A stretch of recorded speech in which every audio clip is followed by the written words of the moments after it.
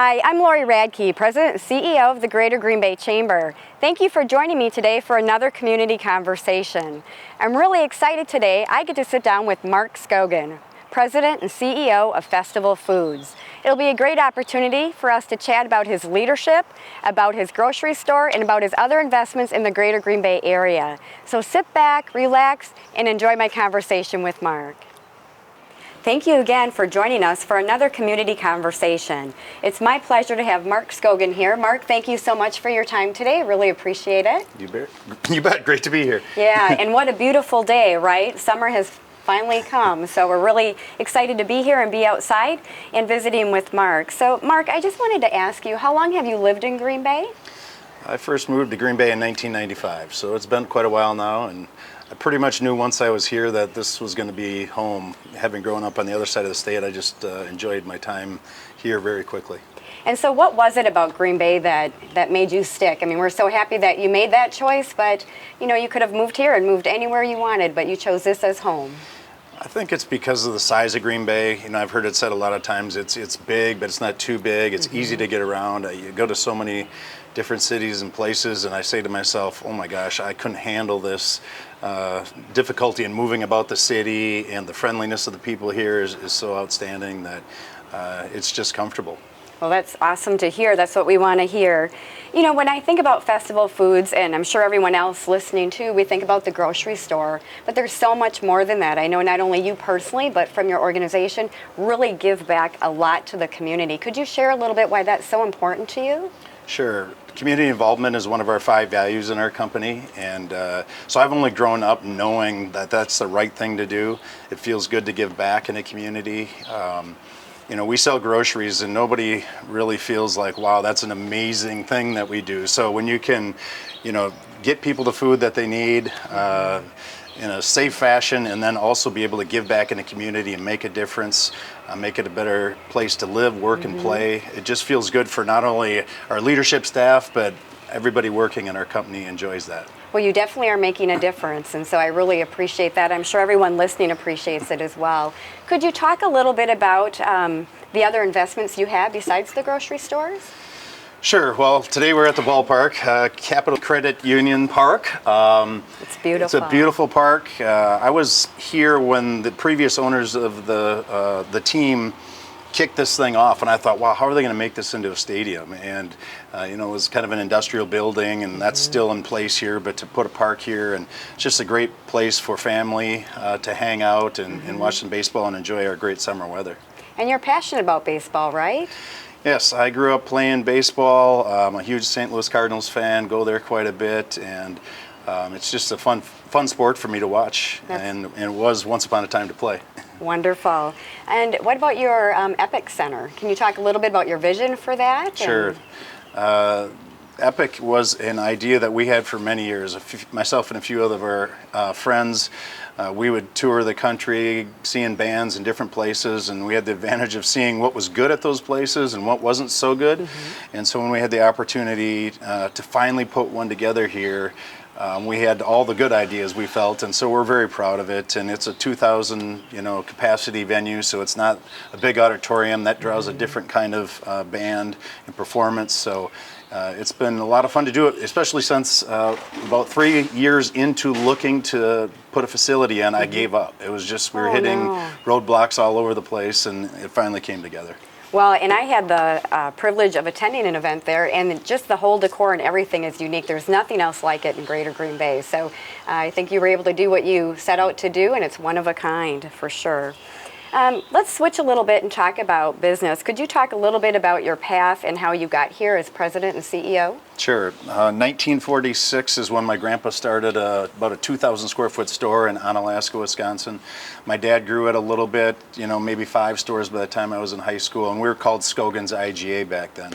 Okay. In 1990, the Festival Foods name was brought to us by our wholesaler at the time, and fortunate for us, we switched to that format. It wasn't a small mom and pop store anymore. It was a very large store.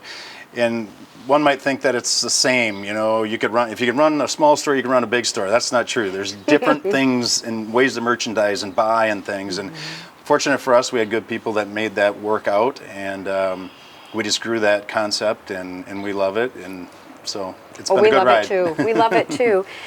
So your experience is obviously growth and exceeding on customer service. Can you share a little bit about maybe some insight when someone's thinking about getting into a business? What's important to be successful and focus on customer service? Sure, I can speak for how we try and go to market with our stores.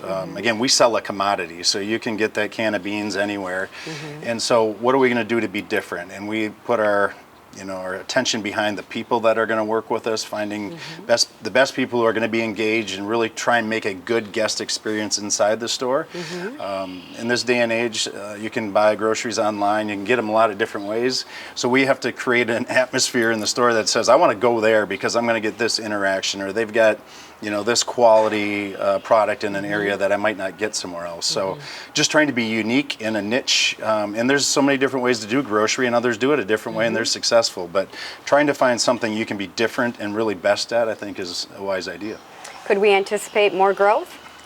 Yes, we're growing quite a bit. Over the past 2 years is at a speed that we never thought we would. And we've got about 2 stores a year from ground up that we'll try and build. Okay. So we've also gone back to our roots in that we're buying smaller stores that we won't call festival, and they've been run well in small cities, and that's all that city needs is that size store. So whenever we're presented that opportunity, we will buy those stores as well. So that's been a lot of our growth. That's wonderful. Mark, could you share for folks that might not know, what is your footprint? Where do you have your stores? All of them are in Wisconsin. I get asked that all the time. Well, will you go into another state? And there's no need to right now. We're in the big cities of Madison and Milwaukee and Green Bay and some smaller cities with festival stores as well. But I think we have opportunities to build new stores in this state yet. And at some point we may need to move out of the state. But for right now, we love Wisconsin and we'll keep doing it here. Oh, that's great to hear. Mark, I've had the opportunity to work with you for almost a decade now, and I just really appreciate not only your leadership, but I've heard you speak too about leadership. And what would you share with folks about how you were shaped as you went to college or as you grew up, and now you're in this role and you have a lot of responsibility, and not only in your organization, but as a community leader? Yeah, I was fortunate that my parents loved the grocery business. I never heard them say bad things about it. So growing up in it, I thought, well, this seems like what I'd want to do. I didn't hear the tough challenges that do come about in any business. But, we became a servant leadership focused company probably 20 some years ago. And I think we're already acting on those principles. But we then had a way to teach it and talk about it and really help our team understand what it is and how they should feel in our culture. And by no means are we perfect. We screw up a lot of times, but we know what we want to do, and when we don't do it, we try and solve that. Interestingly, I went to university.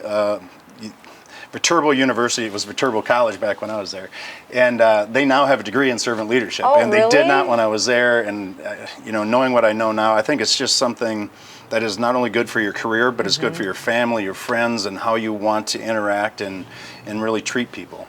Maybe you should go back and teach a class, because not only teaching it, but you've experienced it and you implement it. So maybe we need to give Viterbo a call. Right. So. If you could go back in time, this is my last question because I really appreciate your time today, what would you tell your younger self when you look back on your journey? I think I would tell my younger self that it is going to be about people, finding smarter people, friendlier people, more engaged people, and that this business and really the world will change so much you won't even believe it.